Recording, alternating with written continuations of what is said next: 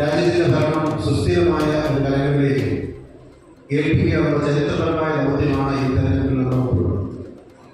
വർഗീയതയുടെ പേരിൽ, ഫാസിസത്തിന്റെ പേരിൽ രാജ്യത്തെ വിഭജിച്ച് മാറ്റി നിർത്തുന്ന നരേന്ദ്രമോദിയെ മാറ്റി വെറുപ്പിന്റെ കമ്പോളത്തിൽ സ്നേഹത്തിന്റെ കട എന്ന മുദ്രാവാക്യമായി മുന്നോട്ട് വരുന്ന രാഹുൽ ഗാന്ധി രാജ്യത്തിന് പ്രധാനമന്ത്രിയാകാനുള്ള ദൗത്യം, അതാണ് നമ്മുടെ ചരിത്രപരമായ ദൗത്യം.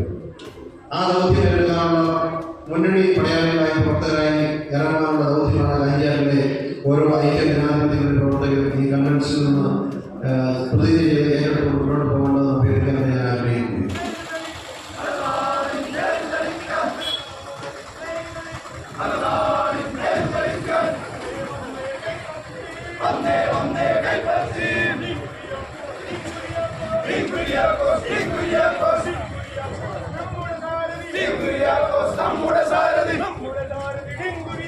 നമ്മുടെ സാരഥി ഡിങ്കുരിയാക്കോസ്, നമ്മുടെ ചിഹ്നം കൈപ്പത്തി, നമ്മുടെ സാരഥി ഡിങ്കുരിയാക്കോസ്, നമ്മുടെ സാരഥി ഡിങ്കുരിയാക്കോസ്.